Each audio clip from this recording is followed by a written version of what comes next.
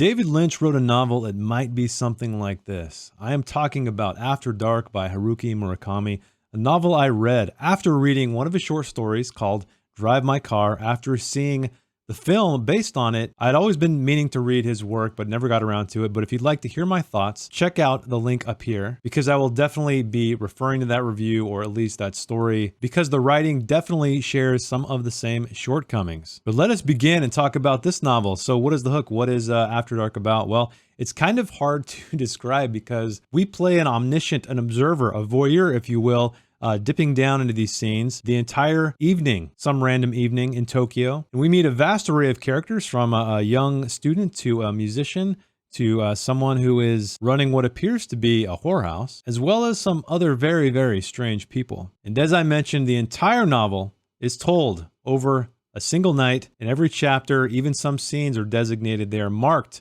with a little clock telling you what time it is. Let us begin with character, one of my favorite topics, and unfortunately this is probably one of the weakest points of this book, because we never really care about anybody. There aren't very distinct characters. We have, let's start with Mari first. She's the first character we learn about. She's sitting in a Denny's.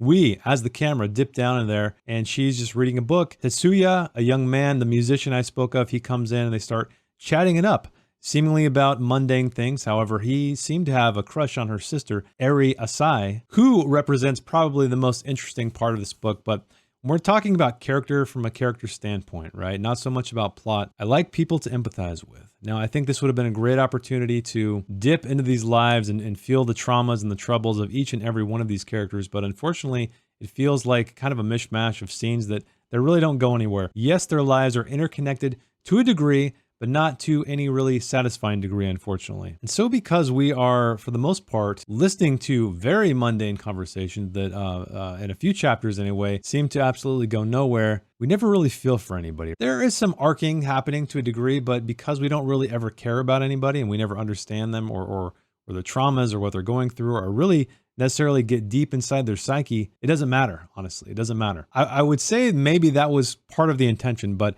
I noticed the same things in Drive My Car, where everybody sounds the same. I think that's the big takeaway from this, is that every single character, they're not distinct whatsoever. And so I'm sure you can imagine why that would be troubling, because again, if everybody sounds the same, we don't have these distinct voices. And part of me wonders, even more so after finishing this book, if it was in fact lost in translation. So with no characters to root for, nobody to care about, nobody to empathize with, what about the plot? Well, let's talk about the plot. There isn't much of a plot. There's kind of these small vignettes of these characters' lives who become interconnected over the course of this evening. There's some very interesting stuff, however, though, I will bring up, and that involves Eri Asai, the sister of Mari, because she seems to be in this catatonic dream state, like trapped in sleep almost. But while we're in this room observing her in a very creepy way, we start to observe other very strange things, and I found myself consistently drawn to these chapters. Every time I got to one of these chapters, I just wanted another one. And they're interspersed throughout the book with all of the sort of real life waking moments of the story. And I think I understand that, because it served as a great landmark, right? To kind of separate the more mundane scenes in this tale. Let us move on to the writing itself, or as I like to call it, the cinematography of the novel. So this is both good and bad. So what I did like is it has this omniscient view, as I mentioned, where we are literally described as a camera in a film dipping down into these environments. So it has that cool detachment, I guess. So I know in a lot of times in novels, we want to be as close to the characters as possible. However, in this regard, we are on the outside. I still believe you can telegraph character work through that literal lens, but unfortunately it wasn't done here. We never saw anything super traumatic, something that we could attach to and then hopefully see that revealed somewhere else down the line, maybe by another character. I think there's, again, so many opportunities here, but nothing felt satisfying, unfortunately. Anyway, back to the writing. So the writing is plain, the writing is present tense, but I think it works because we are a camera, right? We don't want to inject any character into ourselves, right? Into the voice of the words we are reading. But that is where the cool stuff ends, because the most disappointing stuff is the dialogue, and that is exactly what I observed in Drive My Car. So what do I mean by bad dialogue? Well, nobody in this book, or very few people, speak like people speak. Nobody talks like anybody does in this book, and if they do, they're robots. There's a combination of very complete sentences. Most people speak in fragments or kind of a jumbled mess of sentences. Now, I'm not saying you should write everything in fragments or not in complete sentences, but there's far too much robotic dialogue in this book. It almost feels like an artificial intelligence wrote it. And again, I would argue that it feels like maybe that's the point if I hadn't already read another one of his stories and observed the same stylistic choices. So I don't know. We know he is Japanese.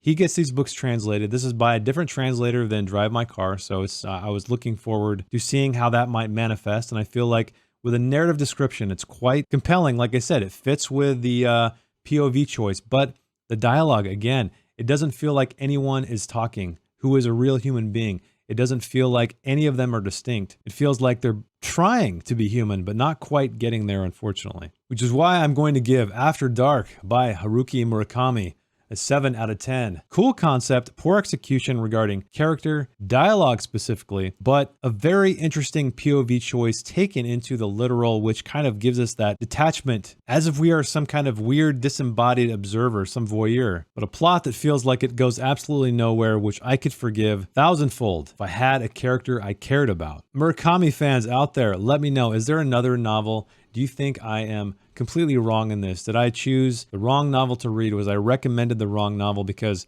I would definitely give Murakami another chance. I feel like this is definitely a step up from reading Drive My Car, but it's not to the level I expected with all of the critical acclaim of this writer. I was just hoping for something more, something deeper, but I will give him praise where praise is due. And again, that is with the strange POV choice, the creepy atmospheric sections, only certain sections, very small sections of this novel, which were interspersed with a bunch of kind of, dare I say, boring and uneventful scenes. So let me know in the comments, did you read this book? Am I wrong? Did you enjoy it? And if you'd like to check out my own work and heckle my writing, please check out my books in the description below, or you can read my series, Worth 1,000 Words. There's 104 short stories on this channel where I write a 1,000-word short story inspired by a piece of artwork. So thanks for hanging out with me, and I will see you in the next one. Bye.